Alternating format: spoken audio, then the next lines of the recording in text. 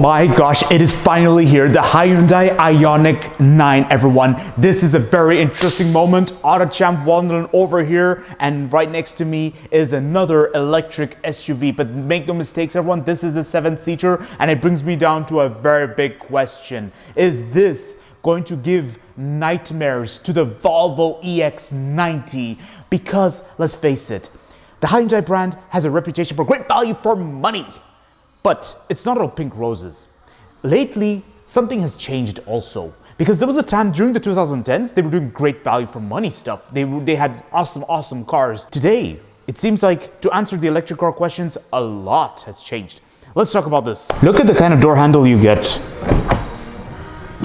That is so cute. And these are pop-out door handles. No, everyone, this is not a Volvo. Although this is where I say it's not all pink roses because, you know, lately, the Hyundai brand has a bit of an identity crisis in terms of their design. And look at the way they did this rear design. It looks like a Volvo from the 90s, or should I say early 2000s, guys. I mean, what have they done over here? This is something Volvo should have done for their latest EX90.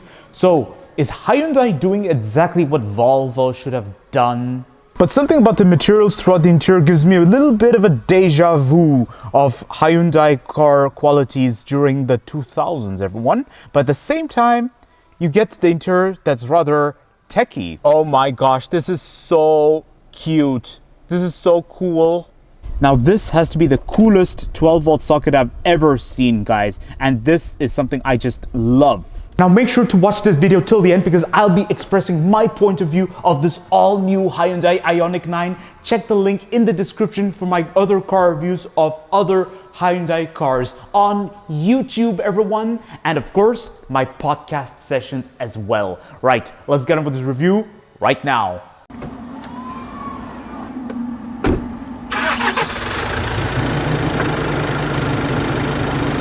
Now, before I check out this Hyundai Ioniq 9, I want to go into a little bit of history of the Hyundai brand, everyone.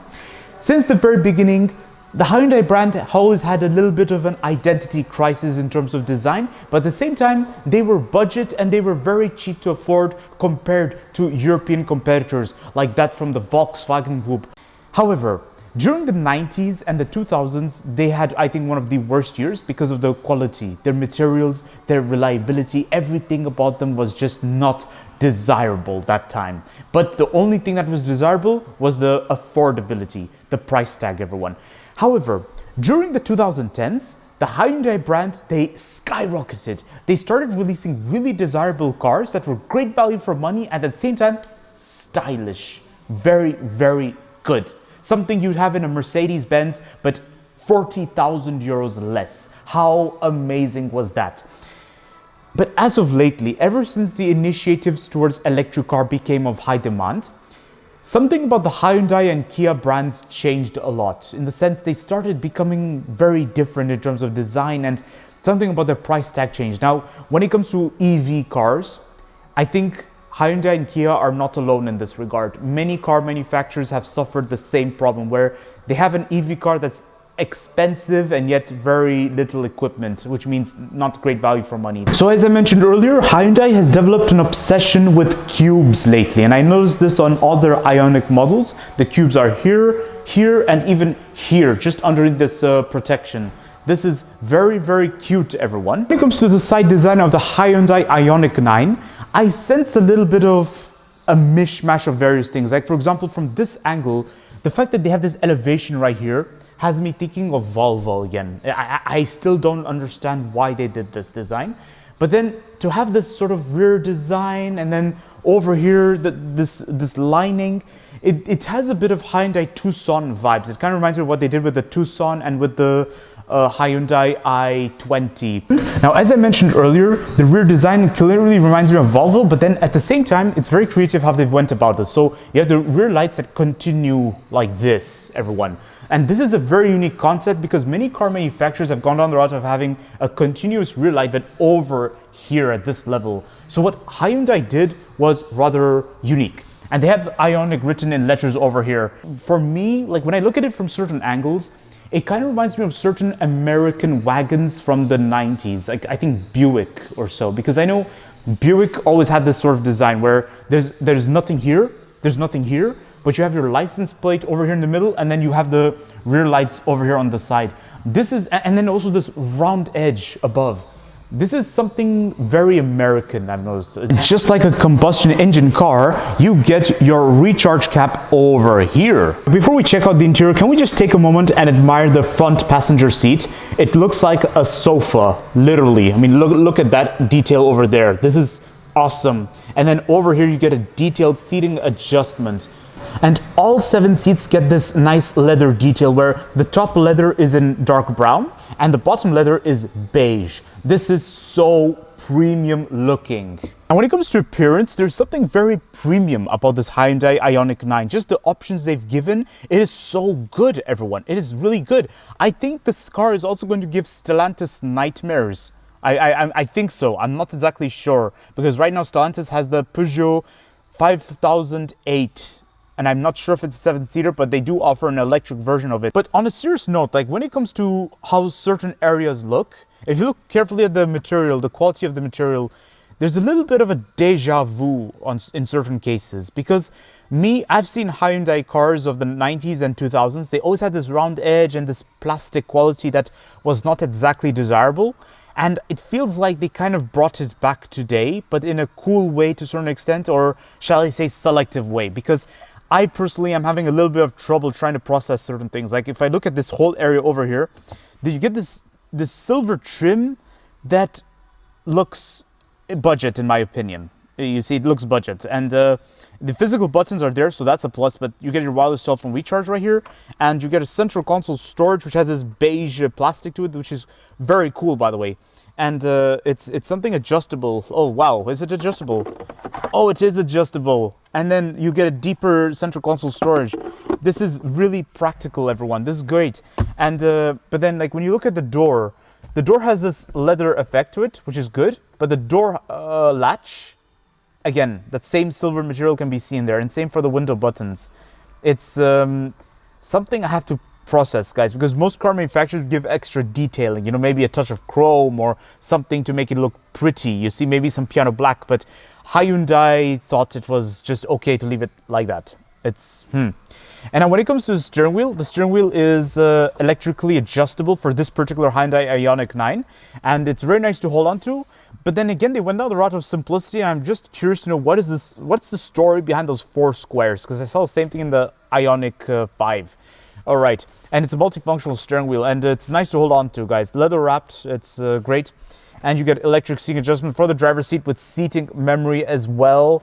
Now over here you get your instrument cluster, and right here you get your infotainment system. You also get a dual zone climate control, but I am going to cover this later in the video when I show you all the driver's point of view of the interior. But then over here also you get this trim, and then this the trim itself, the design is cool, the concept is cool, but the material clearly looks budget, guys. I mean, yeah. Otherwise, you get a glove box over here, which is really nice, and I like the way you open it. This is really nice concept, and I like the fact that it is brown plastic. This is awesome. I think it's brown, or should I say maroon color. It's like dark red, very, very dark red, or purple. Yeah. And then also another problem I've noticed is that Hyundai and Kia have the habit of putting the fuse box thing over there, which a few times had me thinking it's a storage space. And to this day, they still do it. I have no idea why. And you get a panoramic sunroof. Now that is very pleasant, but I'm still wondering about this round edge over here. Start stop button is also unique. It's onto the stoke over here. So it's, again, unique concept. And over here, you get your transmission, and you get driving palettes over here. And then over here, you get your instrument, well, over here is your instrument cluster. So, and then right here would be your infotainment system. Now, this kind of system is very similar to what I've seen on BMW, but I'm not trying to say that they're using the same system as BMW, but the concept is very similar. Over here is your climate control, everyone. It's easy to use once you get used to it, but then at the same time, you see so many symbols that at first glance, you can be a bit lost. Like me personally, I'm a bit lost as to how it's used, guys. Like I see some things, I read carefully, then only I know how to use it, but at first glance I was a bit like, what? Despite everything looking all modernized and so, I like how the hazard light looks a bit budget. And then over here you can choose between driving modes, or you can also choose between off-road modes. So as you can see on the dashboard, when it comes to driving modes, you can choose between eco, normal, sport, and I think my drive, by that I assume this is custom. You can choose what kind of driving style you like. And then when you go on terrain, you will get snow, mud, and sand, everyone. So that's a very nice concept, but it's becoming common. I've seen this a lot in many different cars. And you also get a 360-degree parking camera, which is nicely detailed. And believe me, I use it almost like every day. This is awesome. Wow, look at this. Look at this, everyone. This is so cute. You get a 360-degree view. It's as if there's a camera outside this car. Oh my gosh, this is so cute. Now, can we just take a moment and look at this door? Look at how wide it is and also how it has a square effect to it. This is very, very cool. It's not every day you get a door like this. It reminds me of the kind of door you get on a limousine or on a Chevrolet Suburban or something like that. You see that? This is awesome. This is so cool. This means ease of entrance. Look at this. It's almost like a minivan, and it is literally a minivan because look at this. The floor is so flat and you can sit 3 people easily without any compromise. This is great. And for additional privacy, you get this curtain over here, which is very cool. I like the air vents you get above. It's very nice. Beacon of hope lighting. Oh, wow. And the handle above. Panoramic sunroof. This feels like a limousine. I like it. And I get a lot of legroom. I can almost literally stretch my legs. This is great. Knee room is great. Headroom is great. The headrest is squidgy, but it's like between that of a Maybach and that of a brick wall, I'd say. It's good. It's very good. And then over here, you get cup holders. There we go. See, we can adjust it.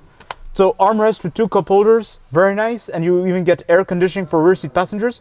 And even rear seat passengers get heated and ventilated seats, everyone. And at the front, you also get heated and ventilated front seats. So the question I'm asking is, what do we have missing?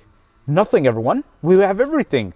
But yeah, I mean, despite its aim to look premium, the quality is somewhat different, but that's not a very big deal once you look at the equipment list, everyone. And then also the backseat pocket is firm. It's not exactly fabric, so yeah, but it's not a very big deal, everyone. I think this has a lot of promise. I'm very impressed with what Hyundai did with this Ioniq 9.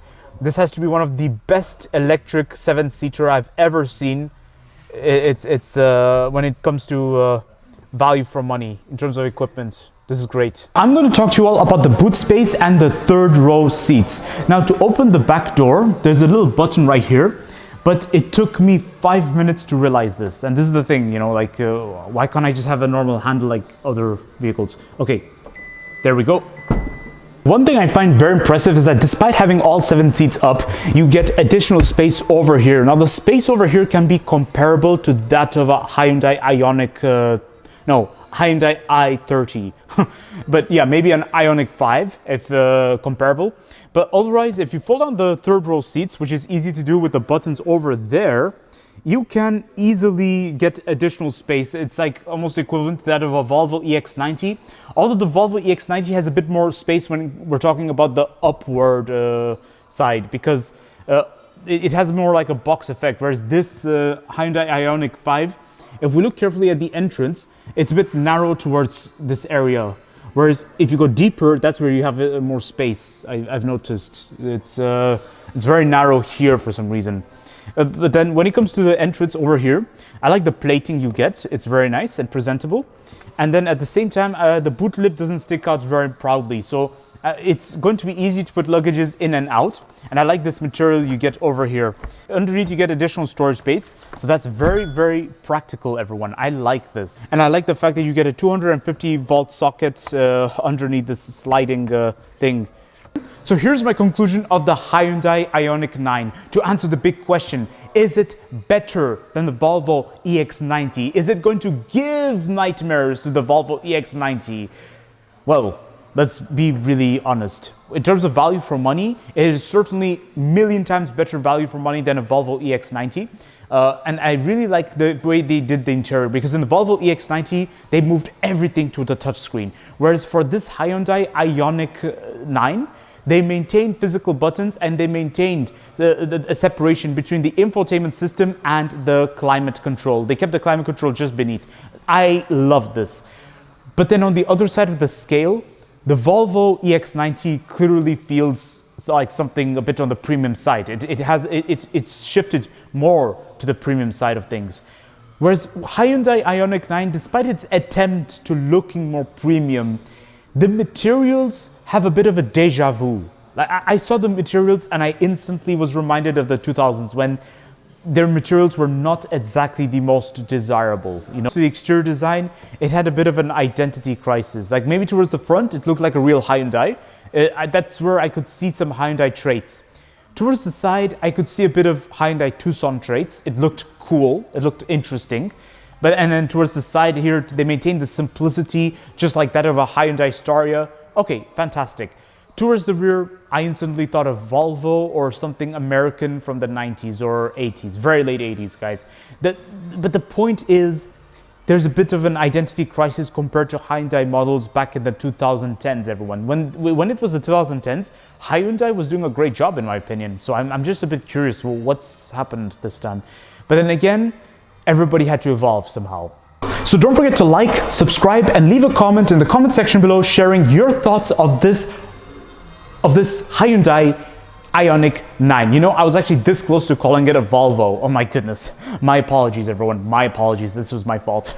But hey, check the link in the description for more of my car reviews on YouTube of other Hyundai models and of course the competitors of this Hyundai Ioniq 9. And also I have reviewed the Kia EV9 as well. All right, everyone. I will see you all next time.